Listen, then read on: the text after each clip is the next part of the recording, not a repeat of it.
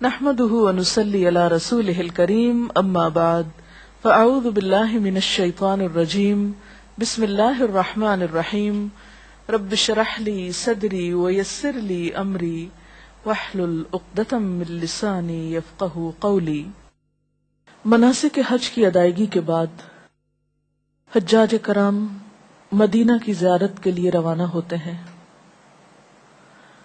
مدینہ جہاں اللہ کے رسول صلی اللہ علیہ وسلم کا مدفن ہے، مدینہ جو ہم سب کی محبتوں کا مرکز ہے، مدینہ جسے مکہ کے حرم ہونے کے بعد اللہ کے رسول صلی اللہ علیہ وسلم نے اسے حرم قرار دیا، جہاں جنت کے پہاڑوں میں سے ایک پہاڑ احد واقع ہے، مدینہ جسے اسلام سے قبل یثرب کہا جاتا تھا، جسے آج مدینہ منورہ کہلانے کا شرف حاصل ہے، جو طیبہ کے نام سے بھی مشہور ہے۔ وہ مکہ سے تقریباً 260 میل کے فاصلے پر شمال کی جانب واقع ہے۔ مدینہ وہ جگہ جہاں مسجد نبوی واقع ہے، جہاں مسجد قباء ہے، جہاں مسجد قبلتین ہے، جہاں جنت البقیع ہے، جہاں دور اسلام کی بہت سی یادگاریں ہیں، جہاں جانے کے لیے ہر ایک کا دل تڑپتا ہے۔ مدینہ کی زیارت اور مدینہ کا سفر شوق کا سفر ہے، محبت کا سفر ہے۔ نبی اکرم صلی اللہ علیہ وسلم ہجرت کے بعد جب مدینہ میں تشریف لے گئے تو آپ نے فرمایا، اے اللہ، حضرت ابراہیم علیہ السلام تیرے خلیل اور نبی تھے، ان کی زبان پر تو نے مکہ کو حرم مقرر کیا۔ اے اللہ، میں تیرا بندہ اور پیغمبر ہوں، میں مدینہ کے دونوں کناروں کے درمیان تک حرم قرار دیتا ہوں، یعنی اس جگہ کو حرم قرار دیتا ہوں۔ نبی صلی اللہ علیہ وسلم نے فرمایا، المدینۃ حرم، مدینہ حرم ہے۔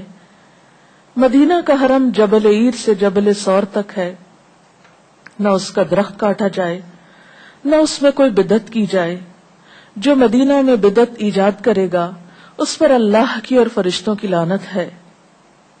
آپ صلی اللہ علیہ وسلم نے فرمایا، مدینہ برے آدمیوں کو اس طرح نکال دیتا ہے جیسے بھٹی لوہے کا میل دور کر دیتی ہے۔ اور آپ صلی اللہ علیہ وسلم نے یہ بھی فرمایا، وَالْمَدِينَةُ خَيْرٌ لَهُمْ لَوْ كَانُوا يَعْلَمُونَ، اور مدینہ ان کے لیے بہتر ہے اگر وہ جانتے ہوں، اگر انہیں اس کی برکت اور فضیلت معلوم ہو۔ آپ صلی اللہ علیہ وسلم نے مدینہ کے بارے میں یہ بھی فرمایا کہ ایک وقت آئے گا جب ایمان سمٹ کر مدینہ میں اس طرح لوٹ جائے گا جیسے سانپ سمٹ کر اپنے بل میں سما جاتا ہے، یعنی دنیا میں اس قدر فساد عام ہو جائے گا کہ ایمان جہاں سے اس کی ابتدا ہوئی واپس وہیں آ کر ٹھہر جائے گا۔ مدینہ وہ بابرکت جگہ ہے جہاں دجال داخل نہیں ہو سکتا۔ آپ صلی اللہ علیہ وسلم نے یہ بھی فرمایا، مدینہ اسلام کا قبہ ہے، ایمان کا گھر ہے، ہجرت کا مقام ہے، حلال و حرام کے معلوم ہونے کا ٹھکانہ ہے۔ آپ صلی اللہ علیہ وسلم نے مدینہ کی تکلیفوں پر صبر کرنے کے لیے کہا ہے، یعنی اگر کوئی شخص وہاں جاتا ہے اور اسے کسی قسم کی پریشانی کا سامنا کرنا پڑتا ہے تو آپ نے فرمایا، جو مدینہ کی مصیبتوں اور پریشانیوں پر صبر کرے میں قیامت کے دن اس کی سفارش کروں گا۔ یعنی ادب اور محبت کا تقاضا یہ ہے کہ وہاں جا کر کوئی شکوہ زبان پر نہ آئے، کسی تکلیف کا ذکر نہ کیا جائے۔ ایک اور روایت میں آتا ہے کہ آپ قیامت کے دن سب سے پہلے مدینہ والوں کی سفارش کریں گے۔ فرمایا، سب سے پہلے میں جن لوگوں کی سفارش کروں گا وہ مدینہ والے ہیں، پھر مکہ والے، پھر طائف والے ہوں گے۔ مدینہ میں موت باعث سعادت ہے، موجب شفاعت ہے۔ سب سے پہلے یہیں کے لوگ اٹھیں گے۔ آپ صلی اللہ علیہ وسلم نے فرمایا کہ اول مجھ سے زمین شق ہوگی، یعنی آپ سب سے پہلے اپنی قبر مبارک سے نکلیں گے، پھر ابو بکر، پھر عمر، پھر میں بقی والوں کے پاس آؤں گا، وہ اٹھیں گے، پھر مکہ والوں کا انتظار کروں گا، تو میں دونوں حرمین کے لوگوں کو لے کر اپنے ساتھ روانہ ہوں گا۔ آپ نے یہ بھی فرمایا جو مدینہ میں مرنے کی طاقت رکھتا ہو تو اس کو مدینہ ہی میں مرنا چاہیے، اس لیے کہ مدینہ میں مرنے والوں کا میں گواہ اور ضمانتی بنوں گا۔ اسی لیے حضرت عمر رضی اللہ تعالی عنہ مدینہ میں موت کی دعا مانگا کرتے تھے، اللہم ارزقنی شہادۃ فی سبیلک واجعل موتی فی بلد رسولک، اے اللہ تو اپنے راستے میں مجھے شہادت نصیب فرما اور اپنے رسول کے شہر میں موت دے۔ یہ سب آپ صلی اللہ علیہ وسلم کی محبت کے اظہار کے مختلف طریقے ہیں۔ آپ صلی اللہ علیہ وسلم نے مدینہ کے پھلوں کے لیے بھی برکت کی دعا کی ہے۔ آپ نے فرمایا اے اللہ تو ہمارے پھلوں میں برکت عطا فرما، ہمارے شہر میں برکت ہی برکت کر دے، اور ہمارے پیمانے میں بھی برکت عطا فرما، یعنی ناپ تول بھی برکت والا کر دے۔ اسی لیے وہاں کی کھجوریں پوری دنیا کی کھجوروں سے زیادہ بہترین ہیں، اور خصوصاً اجوا کھجور۔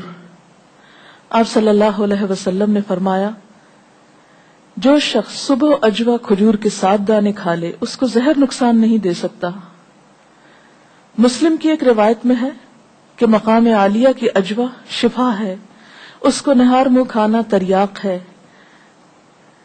اسی طرح آپ نے یہ بھی فرمایا کہ اجوا جنت کا پھل ہے۔ کھجور تو کھجور، مدینے کا غبار بھی باعث شفا ہے، خاک مدینہ میں بھی برکت ہے، اور وہ مہلک بیماریوں کے لیے تریاق ہے۔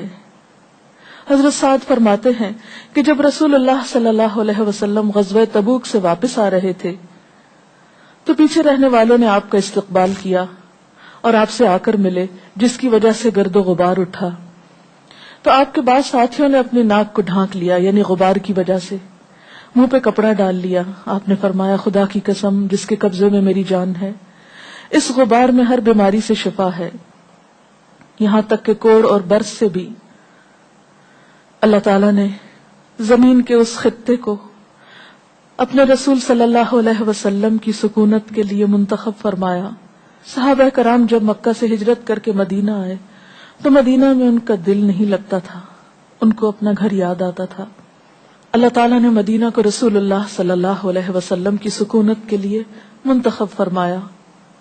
آپ اور آپ کے ساتھی ہجرت کر کے مدینہ تشریف لائے، اور زندگی کے آخری لمحات تک آپ نے یہیں قیام فرمایا۔ آپ نے مدینہ کی محبت کی دعا بھی فرمائی، اے اللہ تو مدینہ کی محبت ہمارے دلوں میں ڈال دے جیسے کہ مکے کی محبت ہمارے دلوں میں ہے، بلکہ اس سے بھی زیادہ، اور اس کو ہمارے لیے صحت یاب بنا دے، اور اس کے پیمانے میں برکت عطا فرما۔ حضرت انس فرماتے ہیں کہ جب رسول اللہ صلی اللہ علیہ وسلم سفر سے واپس تشریف لاتے تو مدینہ کی دیواروں کو دیکھتے تو مدینہ کی محبت میں سواری کو تیز کر دیتے۔ آپ نے مدینہ کی برکت کے لیے دعائیں بھی فرمائیں، اے اللہ تو مکہ سے دگنی مدینہ منورہ میں برکت عطا فرما۔ اسی لیے مدینہ میں نہ طاعون آ سکتا ہے، نہ دجال داخل ہو سکتا ہے۔ مسلم کی روایت میں آتا ہے کہ مکہ اور مدینہ کے سوا اور کوئی شہر نہیں جہاں دجال نہ جائے۔ مدینہ کی تمام گھاٹیوں پر فرشتے صف بستہ کھڑے ہیں اور ان کی حفاظت کرتے ہیں۔